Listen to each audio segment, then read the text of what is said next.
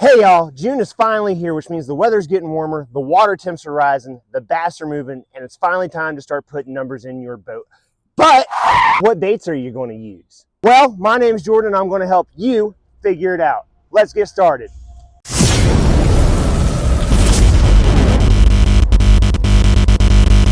Okay, y'all, so I'm going to dive right into it because I don't want to waste a whole lot of everybody's time. I'm sure everybody's busy, but in this video, I want to talk about my 5 favorite baits that I use in the month of June and realistically most of the summer. And whenever I say that these are my 5 favorite baits, I mean that throughout the summer months, especially June, you're probably going to find all 5 of these on the deck of my boat tied up to a rod and reel of some sort almost all the time.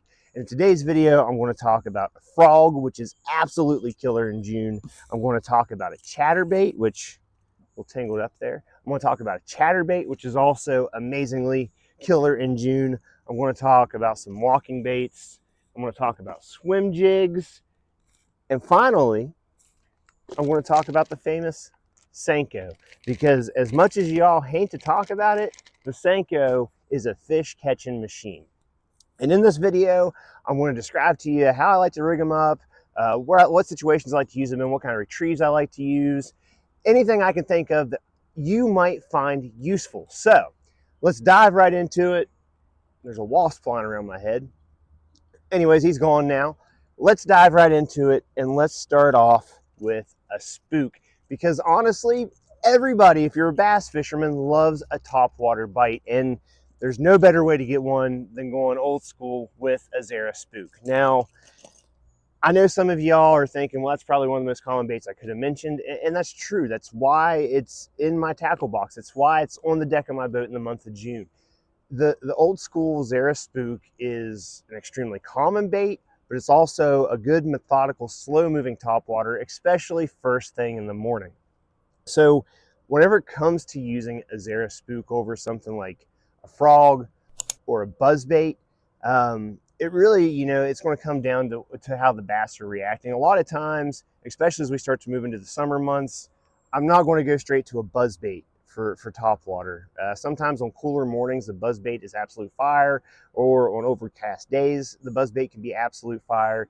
But for the most part, on those clear, sunny, hot days, first thing in the morning, I'm going to start off with a Zara Spook. And I'll get into whenever I choose like a frog over a spook for topwaters. But on those clear, sunshiny days, the Zara Spook is going to be my choice. Whenever it comes to how I like to rig it up, I'll just get my rod here.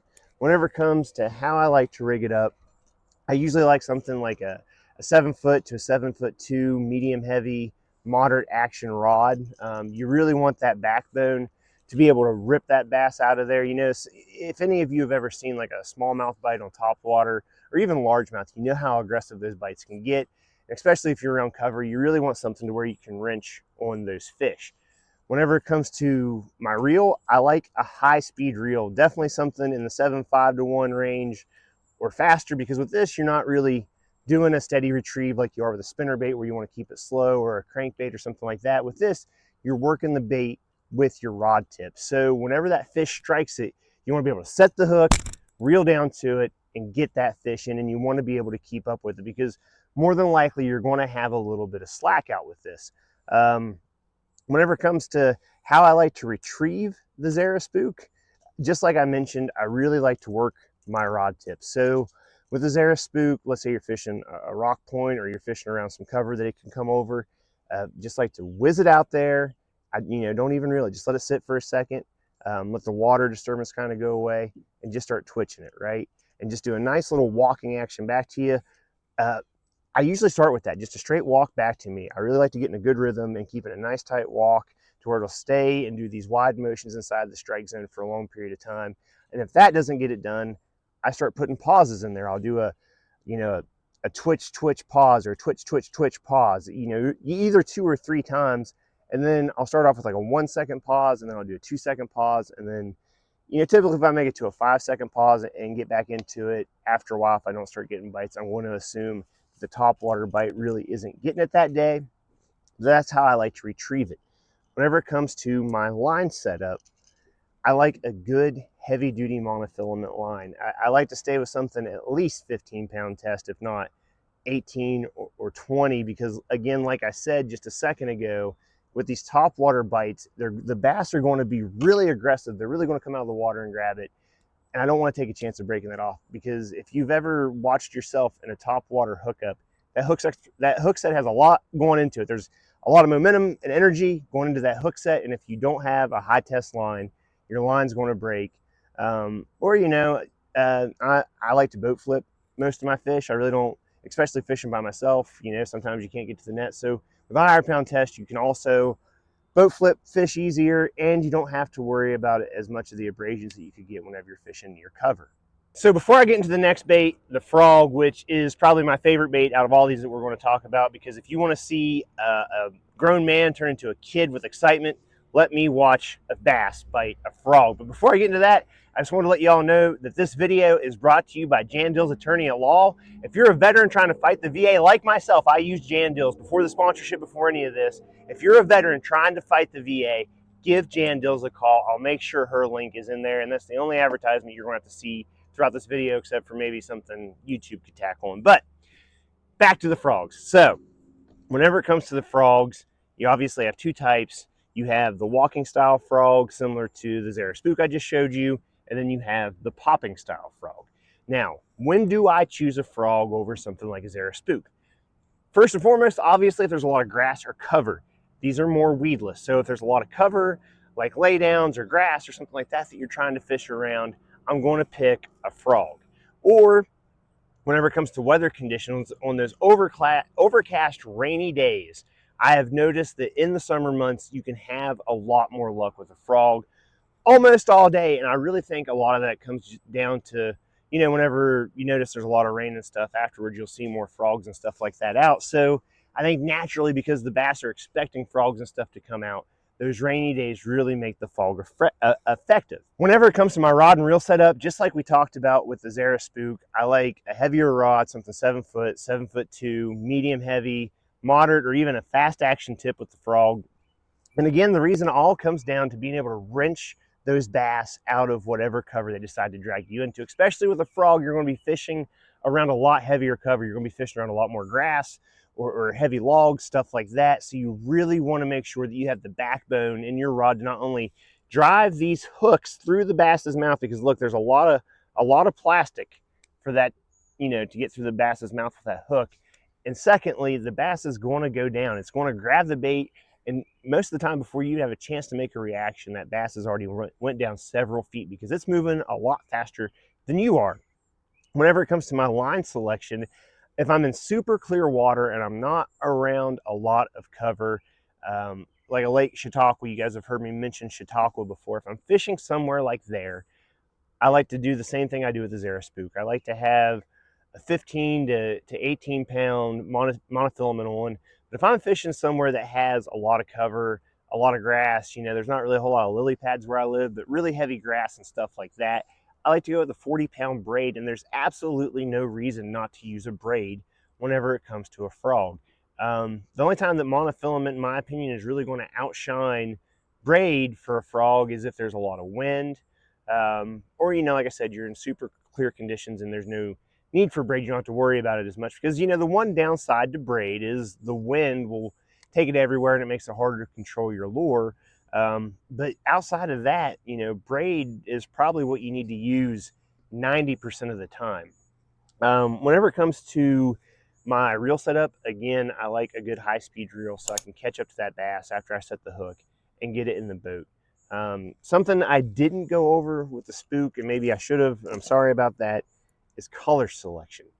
So whenever it comes to color selection for my frogs, you got to let the fish and the environment you're fishing in tell you a lot about that. So whenever it comes to frog fishing, one of the big theories out there, right, is the bass aren't actually going after a frog. They look at it and they think that maybe there's a bluegill or some kind of shad or something shimmering on the top of the water. So if you're at a lake or a river system where the fish are eating heavily on shad, and you know that, try to pick something maybe with more chartreuses in it or whites, something that could mimic the shad or the bluegill more. Or, you know, if you're somewhere where you really know that they're on a true frog bite, or maybe there's really clear water conditions, A lot of times a good black or just a black and white color works really well. Same thing for the Zara Spook. Honestly, when it comes to the Zara Spook, I only carry two colors, black and white. Uh, and you know, if it's really clear water, I throw black. If it's really dingy water, I throw white. It doesn't get too more complex than that for me whenever it comes to color selections. One thing you guys will realize throughout my videos is I try to keep color selection really simplistic because it's one less thing to confuse your brain whenever you're in a tournament situation. That way you can focus more on what's going to get you bites and get bass in your boat. So now for the third bait, and this is probably, you know, this bait's made a lot of commotion in the bass fishing industry over the last several years. The bladed jig, chatterbait, thunder cricket, whatever you want to call it, whichever brand you choose to go with, has really made a lot of waves in our industry over the last few years because it's catching a lot of fish. And the reason that this particular bait's one of my favorites in June is because up until June, I really like to use a spinnerbait. That's the number one reason. So this is, to me, a good replacement for a spinnerbait. Whenever, you know, in my opinion, the spinnerbait bite starts to slow down. Don't get me wrong. Don't get me wrong. I know you can catch fish with spinnerbaits almost all year long. But whenever it comes to those hotter months and those fish start to get a little bit deeper, I don't like the spinnerbait as much. And another reason I really like chatterbaits is because they're so universal. You know, it's a bladed jig, and anything we know about jigs is jigs are very universal baits. You can swim them, you can flip them, you can do whatever you want to with a jig. You don't have to move them any certain speed. You know, there's just a lot of different things you can do with a jig.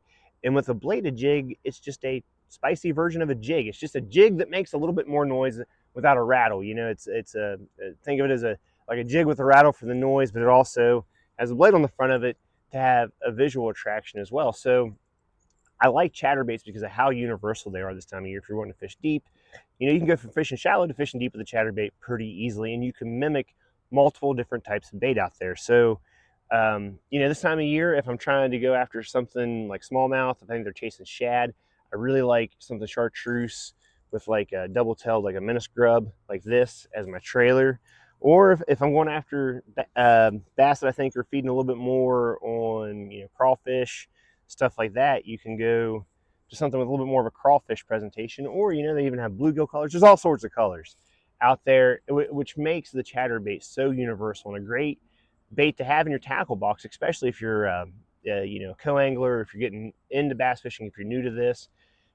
It's something you can do multiple different presentations with and not have to buy multiple different baits. You can fish deep in the water column, you can fish shallow in the water column, you can swim it like a shad or a bait fish, or you can crawl it across the bottom like a crawfish. So there's a lot of different options whenever it comes to chatterbaits.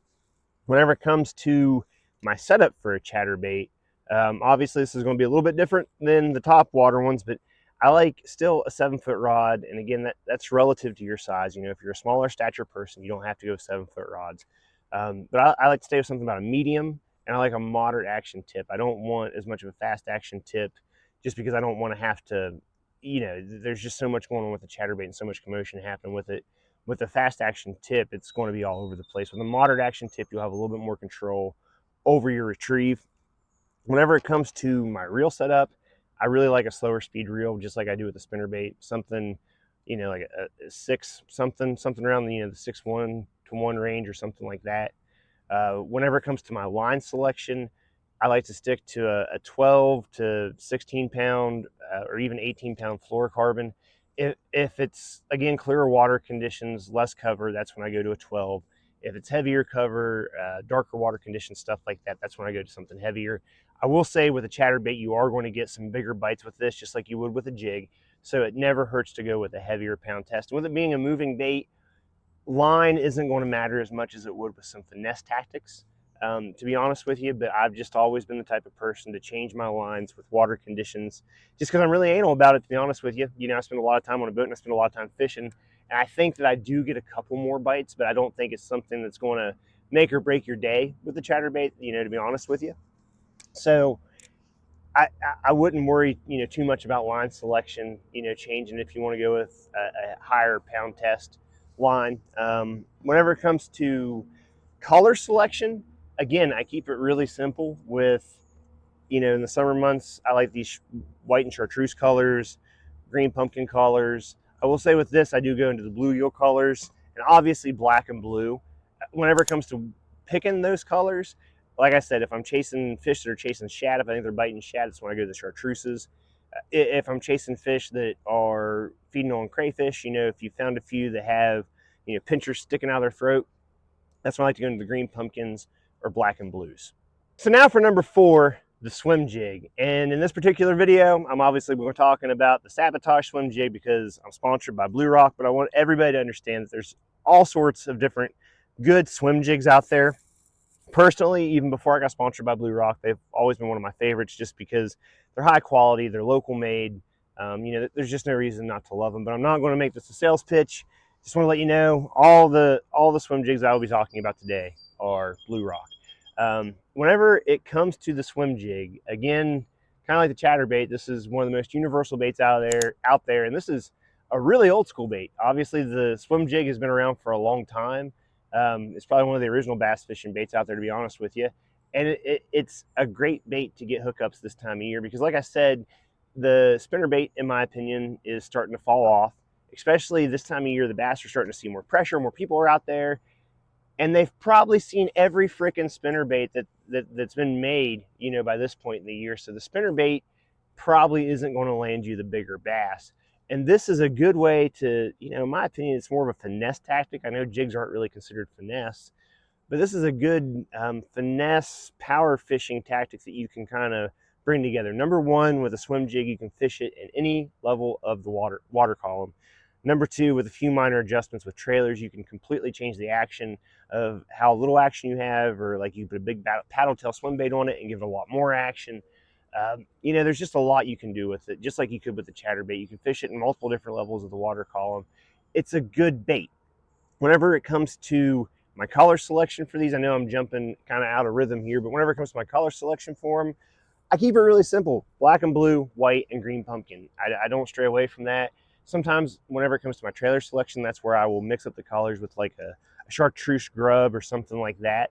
But yeah, whenever it comes to the swim bait, it's just a good universal bait that every angler should carry in their tackle box because it doesn't only work in June and the summer months, but it's a great bait year round. And in my opinion, in the summer months, it can get you a lot of bites that I think a lot of people are missing out on. Whenever it comes to my rod and reel setup for a swim jig, a lot of people call me crazy, but I like something, you know, a little bit lighter with this. I stick to a medium with a fast action tip just because I like to throw lighter swim jigs. And, you know, I want to really be able to whiz them out there and not have to worry, you know, because you know how it is. If you try to throw a light bait with a really heavy rod, it gets really hard to cast. So number 1, I want to be able to cast those lighter jigs with a bait caster. Number 2, I think with the fast action tip, the subtle twitches that I make really get a lot of action, which helps get a lot of the reaction bites that I'm looking for. But with a medium rod, you know, you still have the backbone that you need to set the hook and drive that big hook through the fish's mouth. Whenever it comes to my reel setup, you know, ideally I like to stay with nothing faster than a 7 1-to-1 or something like that. You know, I don't want to go as slow as I do with a spinner bait because I'm not trying to slow roll it as much, and a lot of times I'm bouncing it up and down in the water column or letting it drag, you know, doing all sorts of different crazy things with it. So whenever the fish takes off with it, you know, I really want to be able to catch up to the fish once I make that hook set and get the fish in the boat. When it comes to my line, typically I stick to a 12 to 14 pound fluorocarbon. I don't really go heavier than 14 pound. You know, maybe if I'm fishing in some really heavy brush with a really heavy swim jig, I might, you know, put on a heavier pound, like an 18 or a 20 pound test fluorocarbon. But for the most part, I don't go over 14 pound test fluorocarbon. And, you know, as long as you set your drag right and retie frequently, you'll never have a problem with it. Honestly, after maybe 2 to 3 fish, you know, I like to retie just like you really should with any bait. But you know, I've caught pretty large bass on 8 pound test with a crankbait and didn't have them break off. So don't worry about going down to those lighter pound weights of line because it's really not going to cost you that fish, you know, unless you go something crazy like a 6 pound test. Whenever it comes to the retrieve or how I like to fish a swim jig, just like you would with a spinner bait or any other moving bait, I like to throw it up against logs. I like to burn the bank with it. If I'm on points, I like to swim it. You know, with me, somebody fishing from a boat that has live scope, A lot of times I'll look with my live scope to see what depth the fish are in, and I'll wait till I see this get down to that depth. Or, say they're in 20 foot of water, cast out, count to 20 or 15, 20, something like that, and reel it back to you. Whenever it comes to the actual retrieve part of it, I just do a straight retrieve back, nice and slow, just take my time with it. And every 4 to 5 seconds, I'll do a nice little subtle twitch. Just nothing real noticeable, just a little twitch like that. A few more reels, little twitch like that. A few more reels, little twitch like that. And then once I get out of the strike zone, I just buzz it in real quick. I will say that I've had a few fish take me at the boat with this, like, people see with buzz baits and top waters, really any bait it can happen to, but I don't like to waste a lot of time being out of the strike zone. And I don't think I miss a whole lot of key bites by doing a real slow retrieve all the way back to me. But yeah, I just keep it in the water column wherever I think the fish are at. If you're fishing a ledge in 10 foot of water and you don't have live scope, just try to keep it at 5, count down to 5, or if you're in 20 foot of water, count to 10. Because a lot of times the fish are going to be in the middle of that water column anyways. And you can even, I've heard a lot of people, and I've even tried this myself, where you go up and down with it while you're bringing it through the water column, kind of doing a motion like this.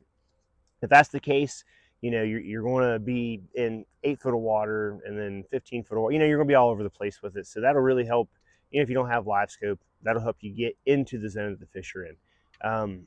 Whenever it comes to color selection, I really mimic shad most of the time with it.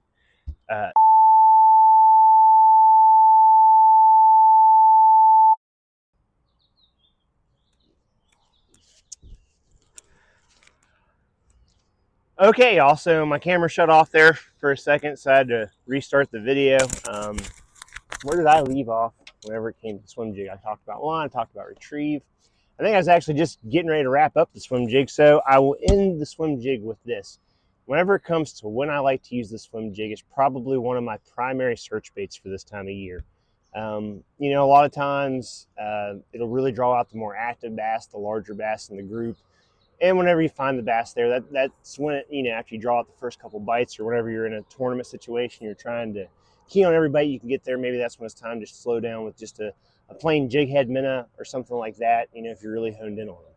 And finally, the Senko. And I know what a lot of y'all are probably thinking, because Senkos have the stigma where people are like, Senkos don't catch big bass, or, they're just not a fun bait to fish with. And, I'll give it that. It's not the most exciting bait to use because it's pretty slow and methodical. But I will say, for everybody that wants to use hate out loud for Senko, I know dang well you got one tied on your boat, because when the going gets tough, everybody wants to break out a Senko. It's universally one of the most well-known finesse fishing baits out there, and there's multiple different ways you can rig it up.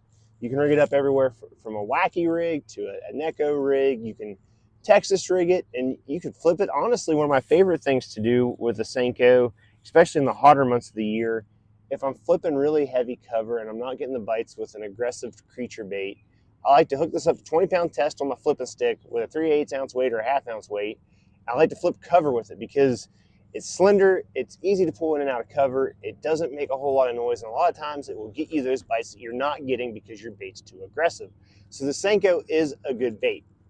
For me personally, the only two sizes I really use are 4-inch and 5-inch. I don't go with the giant Senkos like some people do. I really don't dwell into the 3-inch Senko world. If I want to go 3-inch Senko, I'll be throwing a turd, and I'll be putting on a turd style rig, or a Ned rig. But yeah, I stay with the 4 to 3-inch Senko. Like I said, whenever it comes to how I like to rig it up, like I showed you here, I really like a wacky rig. Now, in a practice situation, I will throw these with the ring around them. I'll use the O-ring tool that you do for wacky worms so that I don't lose as many. But if I'm fishing a tournament, I really want that worm to have the ability just to rip out of there, be out of the fish's way, and the hook be right where I want it, right against that fish's cheek. So, if you're getting really finicky bites, if you're having a hard time getting the fish to commit, maybe take the O-ring out of the equation. But if you're looking to save a lot of baits, the wacky ring O-rings are phenomenal. Just, they'll save you a lot of baits. I don't think they're going to cost you bites. It's just not a risk that I'm willing to make. Whenever it comes to my Senko setup, obviously I go open face. Well, I can't say that. Right now I have it on an open face rod because I'm using my finesse bait caster for something different. A lot of times actually I'll throw this on a bait caster just because I'm more accurate with it. I have a bait caster that's pretty good as long as it's a 4-inch with a weight or a 5-inch unweighted. You know, I can get the necessary distance with it. Whenever it comes to how most people like to throw them and what my honest recommendation is going to be for you if you don't have a bait caster that's sensitive enough to be able to sling a Senko, a good open face rod, 6 foot 8 to 7 foot, medium fast action tip. And the way I like to fish it is I like to use a high vis braid with a fluorocarbon leader.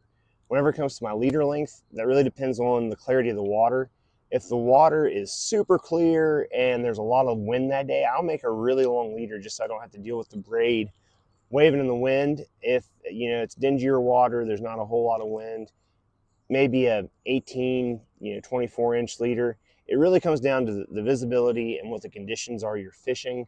I will say even in clear water though, if you don't want to reel your knot into the reel itself, just doing a leader the size, a 6 foot, 7 foot leader is plenty. It doesn't have to be really long and there doesn't have to be a lot of leader.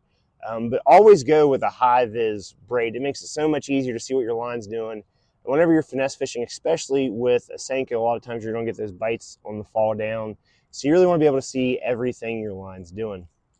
Whenever it comes to my reel setup, for the most part, any open face reel I have is going to be a slower speed reel. Whenever it comes to the different ways I like to fish a Senko, most of the time, if I want to pick up a Senko, I want to go wacky rig, outside of flipping like I just told you. But a lot of times, a good Texas rig Senko with maybe an 1/8 ounce or a 16th ounce weight works really well. If you're wacky rigging it and you're looking for maybe a little bit slower of a fall, a faster of a fall, put a little nail weight in it, like a 1/8 ounce nail weight, something like that, will really give it some new action, help it fall a little bit quicker. But yeah, that's how I really like to fish a Senko. Whenever it comes to the retrieve, if I'm retrieving it wacky style, I just like to cast it way out there next to whatever the cover is. Let's say there's a lay down log, and let it go as far back into that log as I can. Let it fall all the way to the bottom, twitch it up, let it fall again, twitch it up, let it fall again, twitch it up, let it fall again, reel a little, and just keep up with your line, and I'll twitch it all the way down that log, and whenever I get past the cover I'm fishing, I'll just reel it in. Same thing with flipping. I just flip it like you do anything else. Picking apart cover. Whenever it comes to Texas rigging, I like to cast it out there. I don't like to peg my weight.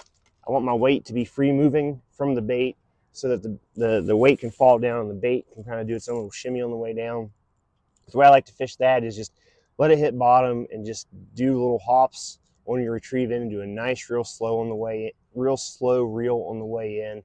Because you're going for finesse bites at this point. So don't move it too fast. The number one mistake you can make with not only a Senko, but any worm out there is move it too fast. I've always heard that you can't move a worm too slow, but you dang sure can move a worm too fast. So I hope y'all enjoyed this video. I hope y'all enjoyed the content. I hope something in this video was helpful to y'all.